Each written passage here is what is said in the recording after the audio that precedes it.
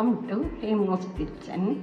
இன்றைக்கி நம்ம பண்ண போகிறது பாகக்காய் தீயல் முருங்கைக்காய் சூப். தேவையான பொருட்கள்: பாகக்காய், இதை நறுக்கி இப்படி பொடி பொடியாக நறுக்கி உப்பு தண்ணியில் போட்டு வச்சுக்கணும், அப்போ தான் கசக்காது.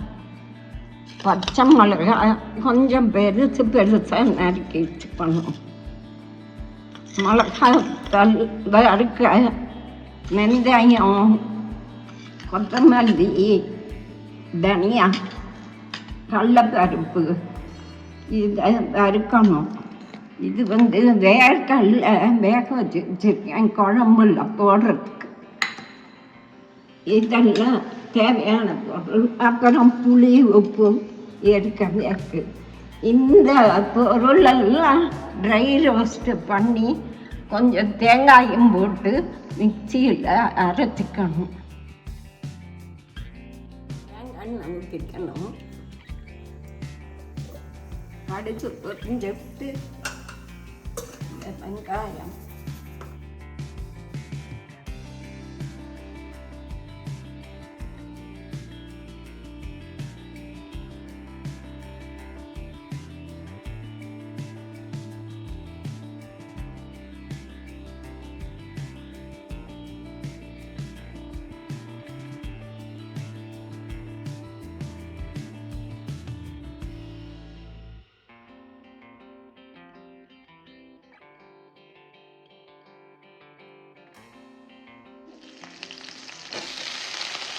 பாகக்காயை மஞ்சப்பொடி, உப்பு, கொஞ்சம் மோர் விட்டு வேக விட்டு வச்சுருக்கோம், அதை போட்டாச்சு.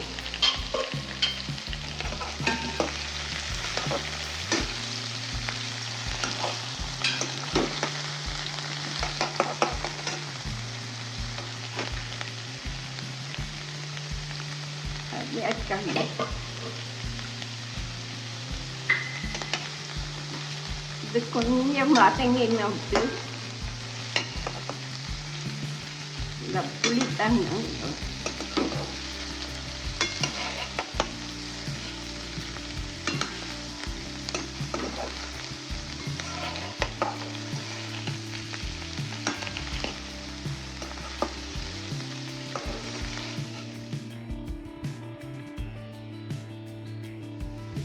தக்காளி போடுறது இல்லை, புளி மட்டும்.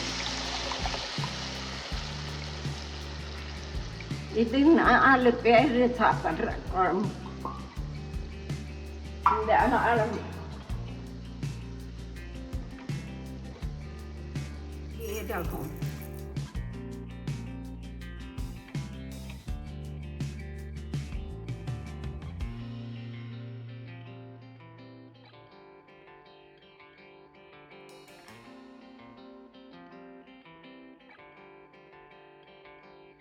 கொத்தமல்லி விதை, கடலைப்பருப்பு, வெந்தயம், மிளகாய்த்தூள் எல்லாம் போட்டு தேங்காய், பெருங்காயம் எல்லாம் போட்டு அரைச்சிருக்கோம்.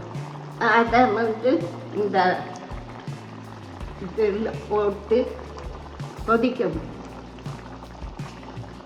குழம்பு.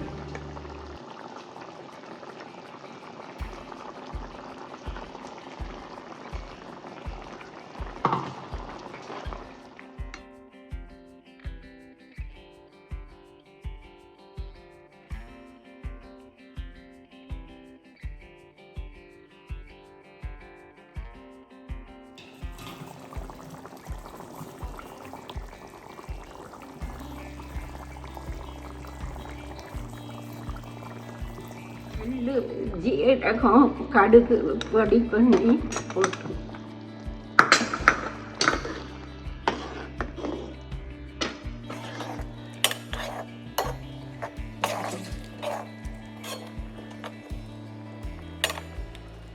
சுவையும் இருக்கிறதால கசப்பு இருக்குது, காரம் இருக்குது, உப்பு இருக்குது, புளிப்பு இருக்குது, வறுப்பு இருக்குது.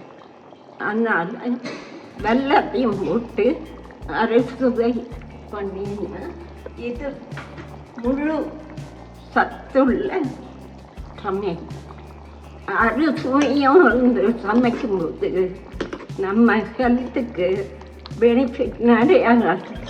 நம்மளோட செல்களுக்கு அறுசுவையும் சேரும்போது எல்லா சக்தியும் கிடைக்கும்.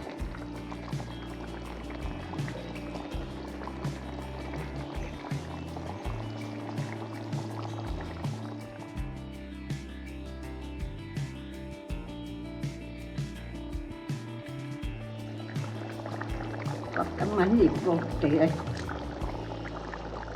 கிண்டி போட்டு இறக்கிட்டா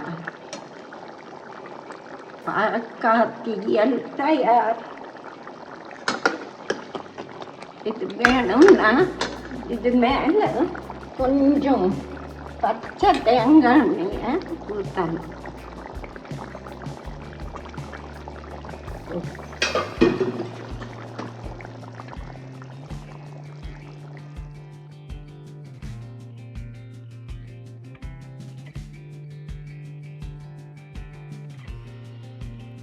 நாளுக்கு நாள் சுவை அதிகரிக்கும். இதை வச்சு சாப்பிடலாம். 3 நாள் கூட ஃப்ரிட்ஜில் வச்சுக்கலாம், கெட்டே போகா. ஏன்னா இதில் பருப்பு இல்லை, தேங்காயை வறுத்துட்டோம், சாமான்லாமும் வறுத்து அரைச்சி கொதிக்க விட்டுட்டோம், நல்லா கெட்டே போக.